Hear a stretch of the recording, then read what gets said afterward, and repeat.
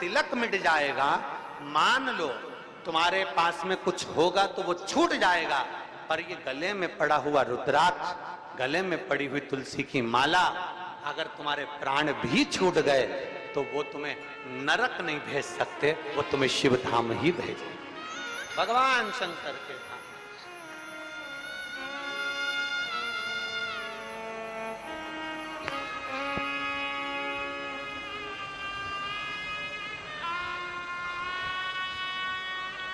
और बहुत बहुत सुंदर भाव कहा है, ध्यान ध्यान देना। कोई कहे कि गुरुजी हम नारायण को भजने वाले हैं, हम मरेंगे तो बैकुंठ जाएंगे। कोई कहे हम राम को भजने वाले हैं, हम मरेंगे तो बैकुंठ जाएंगे। कोई कहे हम कृष्ण को मानने वाले हैं, हम मरेंगे तो बैकुंठ जाएंगे। कोई कहे हम दत्त को मानने वाले हैं, हम मरेंगे तो हम बैकुंठ जाएंगे। जरा एक बार लिंग पुराण को उठाकर पढ़िएगा, एक बार स्कंद पुराण को उठाकर पढ़िएगा, एक बार गर्ग संहिता को पढ़िएगा, एक बार शिव महापुराण का स्मरण करिएगा, और एक बार ब्रह्म वैवर्त पुराण को भी पढ़िएगा, और एक बार अगर मौका मिल जाए तो नर्मदा पुराण का स्मरण करिएगा, जिसमें स्पष्ट कहा गया, और गरुड़ पुराण को भी अगर ध्यान से पढ़ेंगे तो उसमें भी स्पष्ट किया गया है, पद्म पुराण में भी स्पष्ट किया गया है कि चाहे तुम राम का स्मरण कर रहे हो, चाहे तुम कृष्ण का स्मरण कर रहे हो, चाहे तुम दत्त का स्मरण कर रहे हो, चाहे तुम किसी देवी का स्मरण कर रहे हो, चाहे तुम किसी देवता का स्मरण कर रहे हो, पर जब जीव के प्राण छूटते हैं, प्राण छूटने के समय पर यमलोक से जो यमदूत मृत्यु लोक में आते हैं, सबसे पहले देवाधिदेव महादेव के पास जाकर पूछते हैं कि मैं इस जीव को ले जाना चाहता हूं, आपकी आज्ञा हो तो ले जाऊं। तब शंकर भगवान जब आज्ञा करते हैं, तब जाकर मृत्यु लोक से कोई आत्मा को लेकर जाया जाता है, कोई जीव को लेकर जाया जाता है। शिव आज्ञा नहीं करे तो कोई जीव को नहीं ले जा सकता।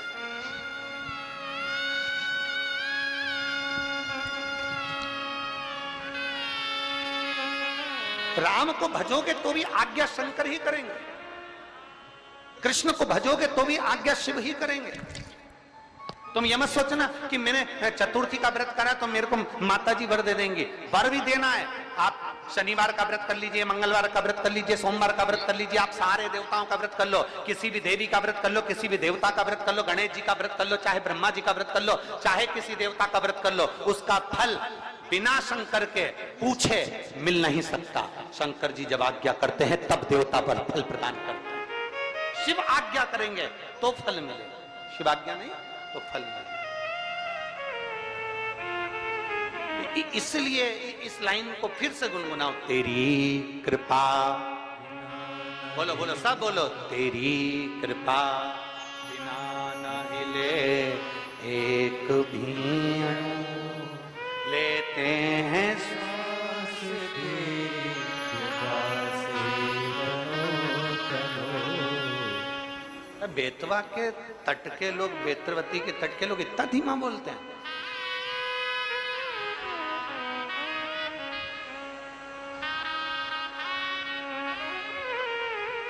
यहाँ तो एक कहावत चलती है और तुम लोग फिर हम बोलेंगे तो कहोगे कि तुरंत दुनिया के लोग कह देंगे महाराज जी तो व्यासपीठ से बोल दी। यहाँ तो एक कहावत चलती है, क्यों तुम क्या बेतवा के तोप हो?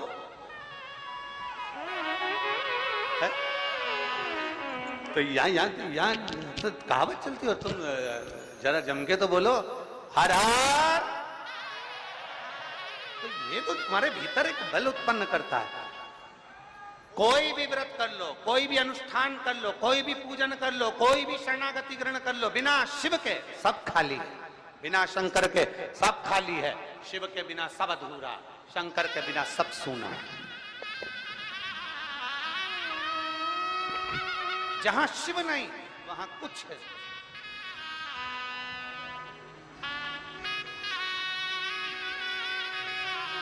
जहां शंकर नहीं वहां कुछ है। इसलिए तेरी कृपा बिना न हिले एक भी अणु, लेते हैं श्वास तेरी कृपा से तनो तनो।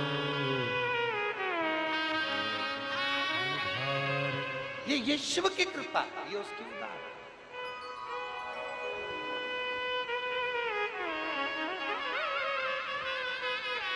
शंकर के मंदिर में एक लोटा जल नहीं चढ़ा सकते, शिव के मंदिर नहीं जा सकते, मस्तक पर त्रिपुंड नहीं लगा सकते, मान लो तो फिर एक काम करो, अपने गले में एक रुद्राक्ष धारण, एक रुद्राक्ष धारण। अभी जहां कथा थी, ओमकारेश्वर की कथा में और एक छत्तीसगढ़ की कथा में हमने कहा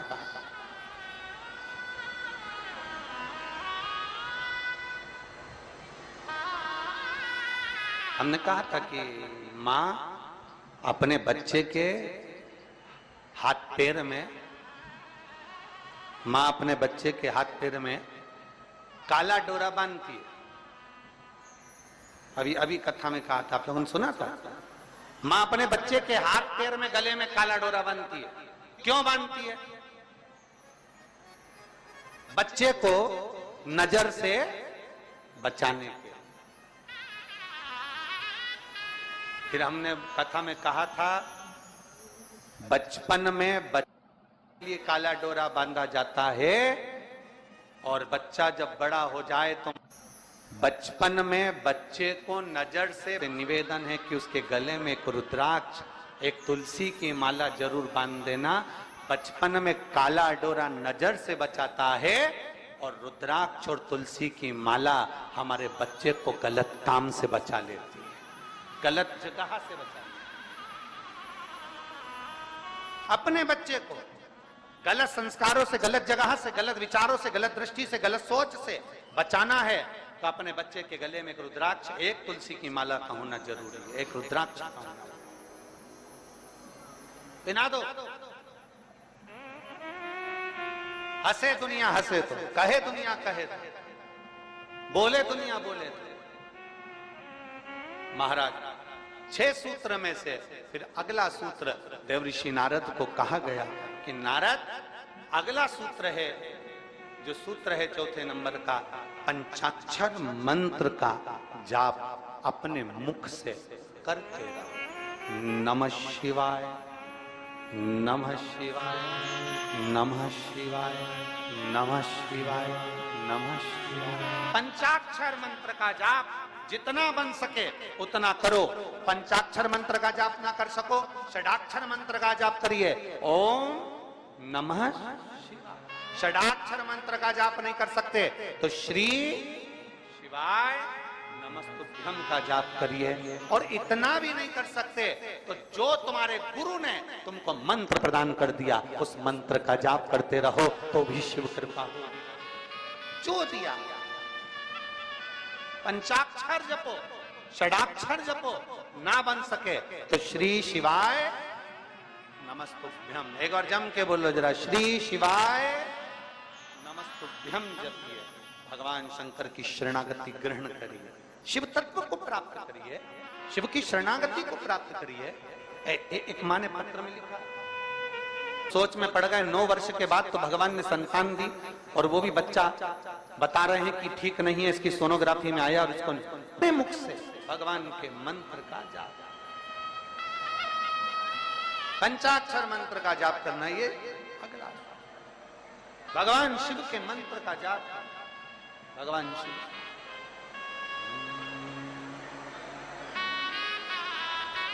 और तेरे डमरू की धुन सुन के मैं काशी नगरी आई हूं। हृदय से बाबा से प्रार्थना, जगह मिले तो बैठ जाओ, ना मिले खड़े रहकर भाव से प्रार्थना, दिल से। जो पंडाल के अंदर वाले हैं वो लोग तो बड़े भाव से बैठकर बाबा से प्रार्थना करेंगे, दिल से निवेदन करेंगे।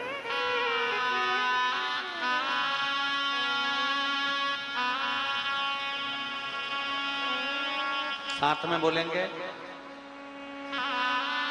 जल वृष्टि अपनी जगह पर है, कार्यकर्ता अपने काम में लगे हैं, आप अपने बाबा से प्रार्थना दिल से भाव से करिए।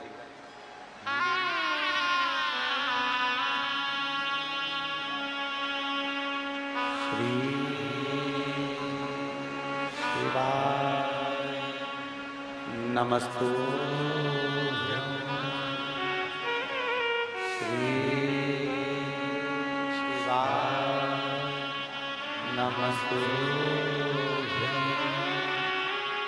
श्री शिवाय नमस्तुभ्यं श्री शिवाय नमस्तुभ्यं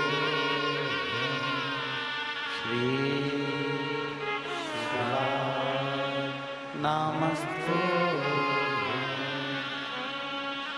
भोला सब दुख काटो हमारा ओ भोला सब दुख काटो हमारा शिव शंकर जपो तेरी माला भोले बाबा जपो तेरी माला भोला सब दुख काटो हमारा ओ भोला सब दुख काटो हमारा वेश है मंगल।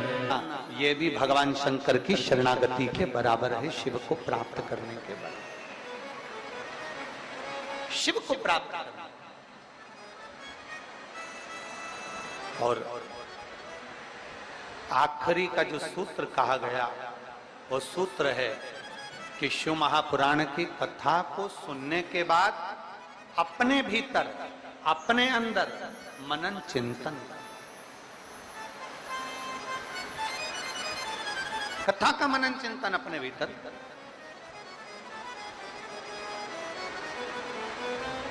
कथा को श्रवण कर लेना एक अलग विषय, कथा सुन लेना एक अलग विषय। शिव महापुराण की कथा कहती है कि जाना, कथा में पहुंच जाना, कथा में बैठ जाना, कथा में पहुंचकर विनय कर लेना ये अलग विषय है। पर शिव महापुराण की कथा कहती है कथा में पहुंचने के बाद जितना बन सके उस कथा को अपने भीतर उतारना एक अलग विषय। बोल बम का नारा है, जरा जम के बोल बम का नारा है, उसको अपने भीतर उतार लेना। भगवान शंकर की अविरल भक्ति को अपने भीतर उतार,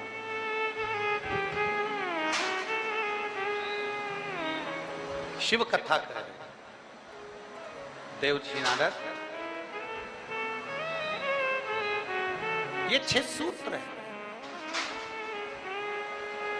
और इन 6 सूत्र को अगर आप पूरा धारण नहीं कर सकते, शिव महापुराण की कथा कहती है अगर ये 6 सूत्र को आप पूर्ण रूप से अपने ऊपर धारण नहीं कर सकते तो शिव महापुराण की कथा कह रही है कि एक सूत्र अपने अंदर जरूर उतारें।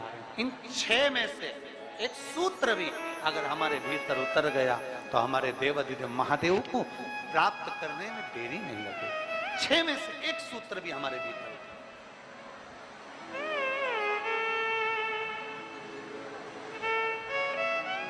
अब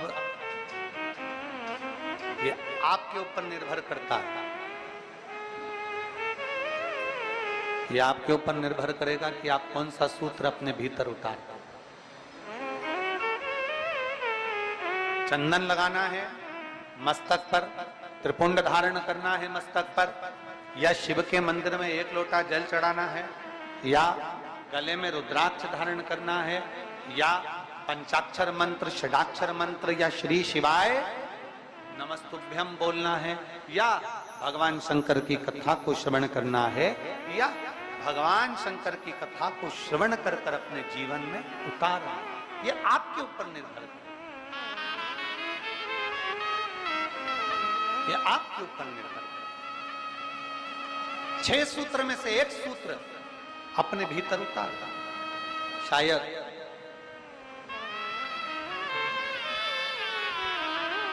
देवराज नाम के ब्राह्मण का चरित्र यही कहता है।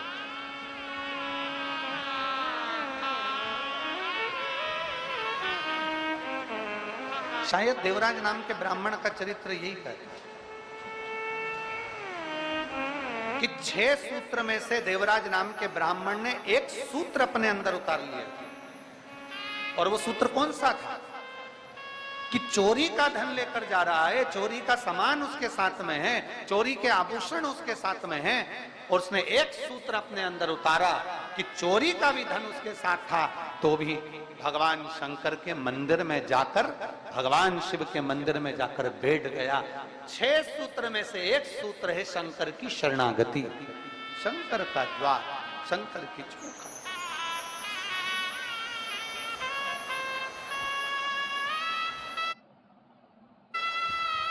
देवराज था ब्राह्मण, ब्राह्मण कुल में जन्म भी ले लिया,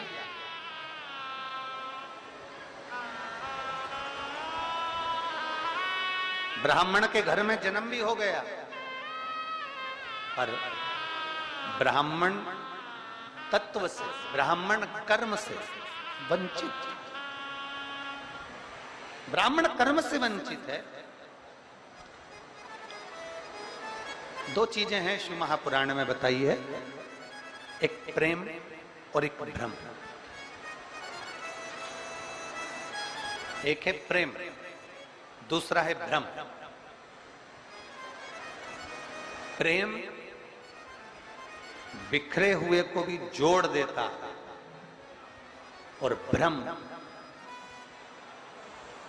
कोई जुड़े हुए भी होते हैं तो उनको तोड़ देता। एक प्रेम और एक भ्रम। प्रेम कोई हमारा दुश्मन भी है, कोई गलत भी है, कोई बेकार भी है, तो प्रेम उसको जोड़ने का कार्य करता है, प्रेम उसको संजोने का कार्य करता है, प्रेम उसको जोड़ने का कार्य करता है। एक प्रेम और एक भ्रम। प्रेम जोड़ रहा है और भ्रम तोड़ रहा है।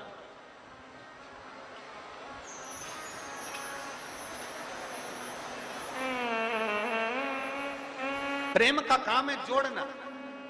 कोई बिखर गया, कोई चले गया।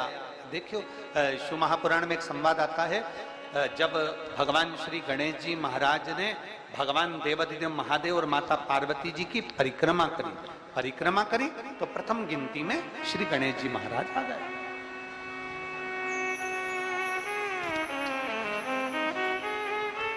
प्रथम गिनती में श्री गणेश जी महाराज आ गए। और जब प्रथम गिनती में श्री गणेश जी महाराज आए और कुछ देर बाद भगवान श्री षडानंद कार्तिकेय भ्रमण करते करते पहुंचे। थोड़ा ध्यान देना कथा पर। ये जल वृष्टि तो अपनी जगह चलती रहेगी, पर कथा पर अपना स्मरण रहे। प्रेम और भ्रम में अंतर देखिए जरा।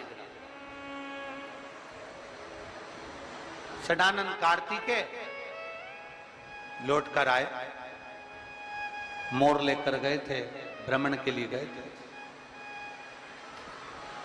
कार्तिकेय बाबा आए और षडानंद कार्तिकेय जी ने आते ही अपनी माता पिता को देखा और देखकर दंडवत प्रणाम श्री षडानंद कार्तिकेय जी ने किया। दंडवत। जब प्रणाम किया तो प्रणाम करते से ही कार्तिकेय जी की आंख में से जल झलक रहा, नेत्रों से नीर झलक रहा। षडानंद कार्तिकेय जी की नेत्रों से, आंखों से जल झलक। अब कार्तिकेय जी की जब आंखों से जल झलक रहा था तो माता पार्वती जी ने ध्यान दिया और मां पार्वती जी ने तुरंत कार्तिकेय के मुख की ओर देखा और देखते से ही षडानंद कार्तिकेय को देखते ही देवाधिदेव महादेव से माता पार्वती जी ने कहा कि गणेश जी ने आप और हमारी परिक्रमा करी, और उसको प्रथम गिनती में लाकर आपने खड़ा कर दिया। और षडानंद कार्तिकेय जो पृथ्वी की परिक्रमा कर कर आए हैं और उनको कोई पद नहीं मिला है, इसलिए उनकी आंख से जल झलक रहा है। आज शिव जी, हे भोलेनाथ जी, आज आपका जो निर्णय है ना, उस निर्णय ने हमारे पुत्र को तोड़ दिया।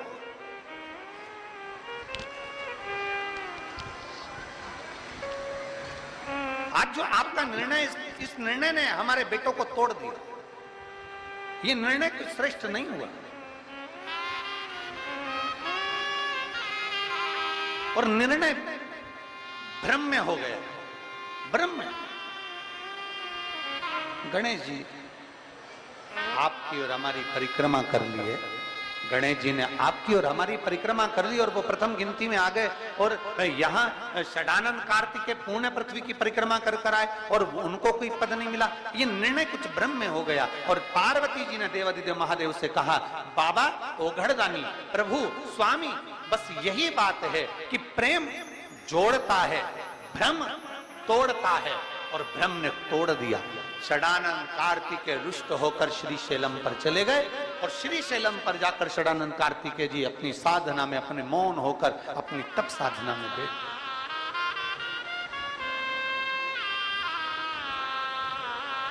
षडानंद कार्तिकेय जी अपनी तप साधना में मौन होकर बैठ गए।